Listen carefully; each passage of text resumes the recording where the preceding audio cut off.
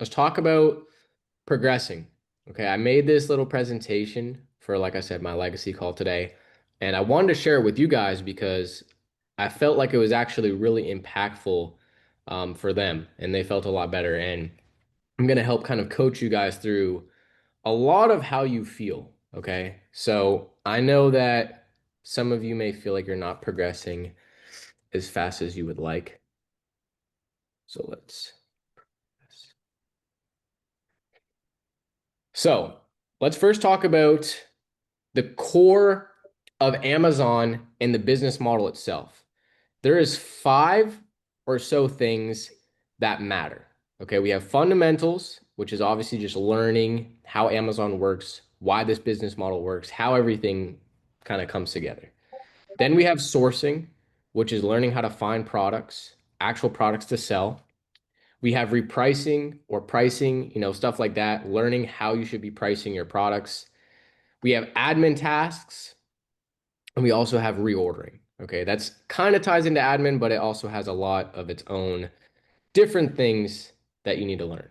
Now, I know there's a lot of people in here that have probably been selling on Amazon for a little bit. Maybe they still haven't got their first sale. Maybe they're still not really where they want to be. And I want you guys to all understand that none of this matters right here. All of these boxes matter zero. Repricing doesn't matter. Admin doesn't matter. Reordering doesn't matter. Understanding all of these different things don't matter at all. Okay. Even Keepa, it doesn't really matter if you understand Keepa because what I see happen with every single person, including myself, we all have analysis paralysis. And essentially, what that means is we all try to have everything perfected before we focus on what actually matters. And the only thing that matters is sourcing. Because if you guys understand this right now, you could spend all of your time setting up an LLC, setting up a resales permit, setting up all the softwares, setting up every single thing you need. But it literally does not matter because you will not progress unless you learn how to source, right? At the core of everything, that is the most important thing. And so if you feel like you've been doing this for a while and you have not got anywhere, it's because you're not sourcing. You will not grow this business. I can promise you this, you will not grow this business unless you try sourcing, unless you practice sourcing. And sourcing sucks. Okay? Sourcing is very difficult and um it feels like you're watching paint dry. Okay? It feels like you're watching paint dry. It sucks. You're gonna feel like you're doing it wrong. You're gonna feel like every single thing isn't right, right?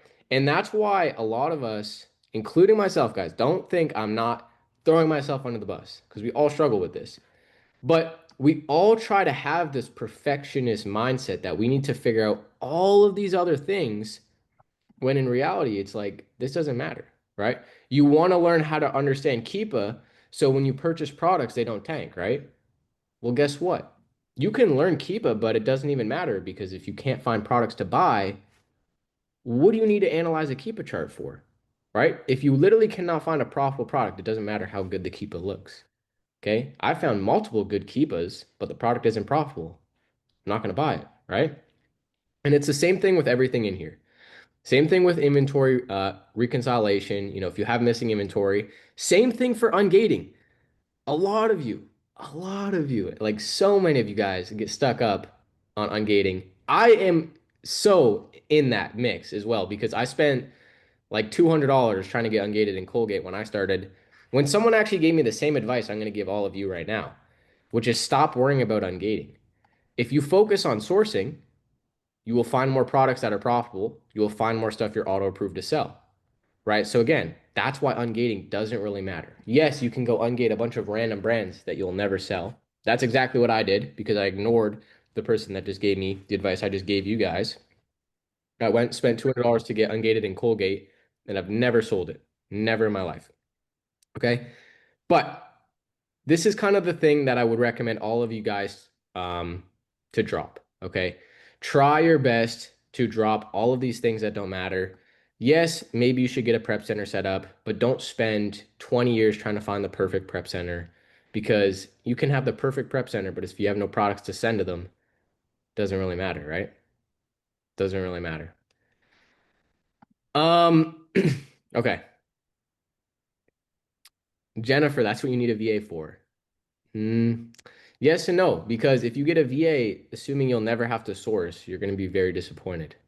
Um, very, very disappointed because you can try your best to just have a VA run your business. And I know a lot of you guys see me and you're like, okay, well, Eric does it. But you have to remember, I had to teach these VAs how to do this. I had to show them a path on how to do this. And so it's like, if you don't really know, don't expect your VA to be the best, Amazon product sourcer in the world, and you're just never gonna have to source. Every single student that I have seen that grows at an enormous exponential rate, they get a VA, right? Yes, but they source too. If you source and your VA source, that is how you grow, right? Not just trying to get your VA to source and you're not gonna, piggyback off them. It's just not gonna work, okay? So stop trying to be perfect. The other thing I want to touch on is this right here, okay? Action-based versus results-based thinking, okay? Explain why this is important. Does anyone in here, please, in the chat, just comment in the chat, please. Does anyone here feel like they get discouraged? Does anyone here feel like they'll try sourcing, they get discouraged, or they try on gating, they get discouraged, or they try something and they get discouraged? Maybe for some of you guys, Victoria says no. Victoria, you're a champ. I get discouraged. Um, but we all sometimes get discouraged, right? Maybe you guys have tried a different business before and now you're trying Amazon and you feel like you're still getting discouraged, right? A lot of you guys are feeling that way, right? It makes you want to work harder. That's amazing. That's good. I do. Yes, of course. Yes. Okay. I'm going to explain why you get discouraged. And it's because every single one of us has results-based thinking mindset. What does that even mean? I am a victim of this. We're all victims of this. The biggest reason why we feel discouraged is because we're not where we want to be, or we're not doing the thing we should be doing to get where we want to be. Okay? Very, very, very important you guys understand this. Okay? Because I struggled with this. You guys are struggling with this right now. I still struggle with this. We all want to be somewhere, and you know, you'll throw yourself into sourcing and then you'll get discouraged. You'll be like, I didn't find the products that I wanted to today. I spent, so much time and I found one product that was gated, right? And we're like, now I can't get those sales. Now I'm scared. Now am I going to find another product? And this is kind of the thing in the thought process that you might have as you're going through this, right? And the only reason to fix this is by changing your mindset to being action based. Action based literally just means that instead of every time you go through and you do this business, instead of looking at sourcing, instead of looking at watching the curriculum videos, instead of doing anything, you literally look at it and you're like, okay, no matter what, if I spend time sourcing, I am going to get there faster. I am going to get there faster. I'm going to get to my goal faster. And without that mindset, if you constantly think results, if you constantly think, okay, I want to find these products today, I want to, make sure I get this money today, I want to make sure I get, some sales, I want to make sure I get some products today, you will always find yourself not really where you want to be. You'll find yourself discouraged a lot. You know what I mean? And it's very easy for you guys too to compare to others. And I see that happening actually with a lot of students, which I didn't expect to be such a big thing, but I see a lot of you guys comparing to other people. And it's so bad to do that because no matter what, you have to understand everyone's circumstances are different. I mean, even if you guys think about me, for example, I did not grow up, a felon with a super tough life, if I'm going to be honest, and this is me being real with you guys. I grew up with middle class family. My parents are still together, still love each other. They're, normal family, right? I didn't grow up with a super hard life. Okay. We were very middle class. I don't think they were struggling at all. If I wanted something bad enough, I could beg my parents and I'm sure they would have got it for me. Okay. I had that. And I'm blessed to say that I had that. Okay. Some of you guys may not, some of you guys may not have as great of a, life, you know, life hand dealt. You know what I mean? You guys get what I'm trying to say. Okay. And that's very important because you can compare yourself to me and be like, oh, well, Coach Eric's doing this, he's doing that. Well, it doesn't even matter. If you strictly focused on what action you are taking, you are going to get the results that you want. And the biggest thing I want you guys to really, really take away from this is that if you want to get the actual results, you focus on this action right here. Okay? Ignore everything else. And I don't like saying this because it sounds bad, but ignore everything else. These calls are important, but if you just ignored everything else and you spent 2 to 3 hours a day sourcing, you will progress even faster. Because you guys, I know some of us in here, let me know in the chat if this is any of you. How many of you guys don't have a lot of free time? Like, how many of you guys actually have like kids or you actually have a lot going on? You have a busy life. You know what I mean? How many of you guys don't have a lot of time? If you spend all of your time coming into these calls, coming to every single curriculum and trying to be perfect, how do you expect to progress? Right? Failure and failing forward in this sourcing is the only way for you guys to grow. Now, that's not me trying to say, like, oh, never show up to a call, never come here and try to learn, because I want you guys to be here and I want to educate you guys. But I want you guys to also learn that a lot of you guys might not be growing as fast as you want because the only thing you need to learn is how to source, right? All of these things down here are things we want to learn, right? We all want to learn how to reprice correctly. We all want to learn how to understand Keepa. We all want to learn how to get a prep center. We all want to learn how to get our VAs. We all want to learn how to get ungated. We all want to learn how to, how many units we should buy for our first product. We all want to know if we should do FBA or FPM, but none of it matters. Like, really, none of it matters. Like, it's the thing that's so weird to say too, but it doesn't matter at all. And I feel like for some of us in here, let me know, do any of you guys be brutally honest here? How many of us have actually tried to, consistently spend 2 to 3 hours a day sourcing? Be brutally honest with yourself.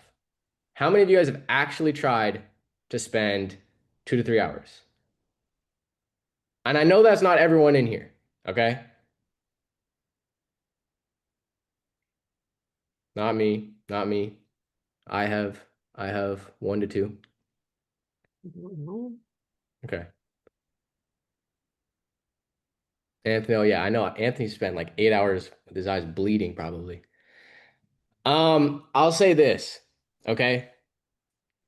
The biggest thing that I will see other students make a mistake of when I do mention this, the amount of sourcing, the 2 to 3 hours, for the students that are actually spending that much time, I want you guys to actually just do a quick visual audit of yourself and try to go back in time and envision when you were spending that time sourcing, how much time did you waste on every product? And how much time did you spend going through each product? Because one key thing with sourcing is you will get in your head a lot.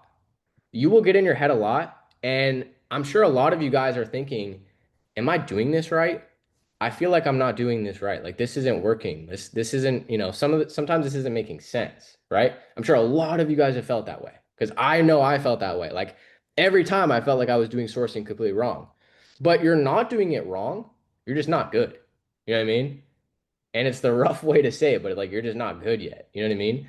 And so it's like you could take my 3 hours. If I spent 3 hours sourcing, I could maybe find multiple products. I could maybe find and look through a bunch of different products. But if you spend 3 hours, you may look through just 10. You know what I mean? Because you're kind of being inefficient with your time. And that's a lot of it, just being efficient. And the only way you're going to get efficient is by practicing and getting better. A lot of us in here might not be the most tech savvy. Maybe we're older, maybe we're not the best, on the laptop, and that's okay, right? But that doesn't mean you can't learn, right? But I want you guys to try your best to invest the 2 to 3 hours a day because I honestly, truly believe this is how you push forward. If you can even give yourself, again, give yourself an audit. What did I actually do this past week? What did I do on the weekend? How many of you guys worked on the business this weekend? Okay. I seen a couple hands. Roger, I seen your hand go up. Good stuff. All right. I'm But here. that's super, super important, right? Super important. I think the biggest thing is definitely going to be consistency, right? If you guys are consistent with things, that is super important. Now, I know some of you guys are probably wondering, okay, Eric, you told me to spend, Kayla, good stuff. Holy, 600 units is great. Um, some of you guys are probably thinking, okay, Eric, you told me to spend 2 to 3 hours a day sourcing. What do I even do? How do I source? What strategy do I do? I know a lot of you guys are confused. Storefront stalking will always be my favorite strategy to talk about, and it's only because storefront stalking strategy or the storefront stalking strategy is the one that I focused on when I was learning. So is my opinion biased towards it? Yes. But this is why I believe this is the best for most beginners. You're looking at products that is on someone else's store. Okay? It has been vetted by that person. Someone found that product profitable at some point in their time, and that is why they sold it. I'm sure you guys do not want to sell products that are losing money, right? We've been through this. We know this. You guys do not, right? So why would anyone list a product that's not making them money? Maybe at this current time, it's not profitable, which ties into learning Keepa. Maybe at this time, the price isn't where it used to be. It's not on sale. The product's not as good as it was. All these different things. But it works. Okay. All of the products you're looking at have been somewhat qualified by that person, by that seller, because they found it at a profitable price at one point in their journey. Okay. The other thing that I talk about is this right here. These 2 points is why storefront stalking can be easier. There is so many different strategies. You can manually source a website. You can reverse source, brands you're auto approved for. I personally am not a huge fan of that strategy because you can look at a million different brands and they could be wholesale brands, they could be private label brands, they could be brands that just are never profitable, they don't sell. You can look at a bunch of different brands that aren't actually even all that qualified. But at least with this, you can spend a bunch of time storefront stalking and you can kind of get the same thing. You can get the same results. You can find a bunch of stuff that isn't qualified. But if you do these two things right here, I can promise you that you'll find a lot more qualified stuff. Okay? Having a good starting product, focusing on sellers with less than 30 reviews, because number one, this is going to help you find a lot less, like, you're not going to look at storefronts with over 500 products. You're going to be looking at a lot smaller people. And the other thing you're going to get with that is people that have more brands that you guys will be auto approved to sell, or the requirements are a lot lower, right? I made this point yesterday. If you are looking at a seller with 0 reviews, this person is in the exact same place as you. Maybe they have a few products, but if you find a product on their store, you will probably be auto approved to sell that product just like they were, right? Very, very crucial. And I can promise you this, it's so, so crucial. You'll even find that the people with 0 reviews, typically their products are going to be a little bit easier to find just to kind of get your foot in the door, understand the game. Because again, you're looking at someone with just as much sourcing experience as you, possibly even less. Just because they found a product, just because they have a product in their store, doesn't mean they're actually more experienced than you. They could have just got lucky, right? You know what I mean? They could have just found a product before you did. You know what I mean? I don't want to say lucky because you kind of create your own luck, but I'm just saying that could be the case. You technically could be more experienced than them. Okay? Very important that you guys understand that. The last little piece I want to touch on, um, and I think this is very important. Does anyone feel like they do have, sometimes they do have the results based, thinking mindset. And they feel like that's kind of why they get discouraged sometimes. Like they don't find the products they wanted to. And now they're like, oh man, like, can I really do this? Is this for me? Do any of you guys feel like you can kind of relate to that? And like, I don't know, you guys kind of feel that sometimes? I think that's super important. Okay. I'm going to explain why. I'm going to tell you guys how to try to pull yourself out of that mindset because obviously I can tell you guys, oh yeah, just, focus on, doing the right action. But I want to tell you guys something else, okay? Because some of these, anything mindset related is so much more easier said than done because this is an internal reflection that you guys need to have. I myself need to have, everyone here needs to have. But the biggest thing that I can say for those of you guys that do say, they kind of feel what I'm feeling, your important thing here is your why. I want you guys to get a little bit vulnerable with me. I mean, this technically isn't vulnerable, but I want you guys to type in the chat why you are doing Amazon. Now, and I don't want any comments that say, I am doing Amazon because I want to make money. I don't want to see any comments that say I want to do Amazon because I want to be my own boss. Because sure, we all want to be our own boss. We all want to make money. We all want to do these things. What is the true driver for you? One thing that I can say, even for me, that's a little bit embarrassing, but when I first got into this business, it was all ego for me. I am a very ego and status driven guy. A lot of the guys in here might relate to that. I don't know, maybe even some of you women might relate to that, but I'm very ego driven. Okay. But you have to have some type of why. Maybe it is for your family. Maybe it's for your parents. Maybe it's for your kids. Maybe it's your future kids, your future wife. Maybe it's so you can travel the world and, you know, help the less fortunate. Maybe it's so you can be able to, not have to look at the item of the restaurant and see the price and just be able to buy and be able to take care of whoever, whatever it is. But I want you guys to write in the chat for me. Let me see some of these. Let's see who's got some good ones. Want to be a provider for family, grandchild, and my parent. To retire my mom and become free from the matrix. That's awesome, Nate. One thing I'll say about business is I feel like you just enter a new matrix, to be honest. I will say that. You escape the matrix, but you enter a new one. When you start becoming an entrepreneur, it's like I don't explain it. I don't explain it, but it's just a new matrix. It's just new problems, but you try to enjoy those problems. I want to be free and offer a better future to my family. I want an outlet that gives me the opportunity to make an impact and a legacy, the ability to live freely and take care of my loved ones. I like that a lot. I like the impact and legacy. That's very nice.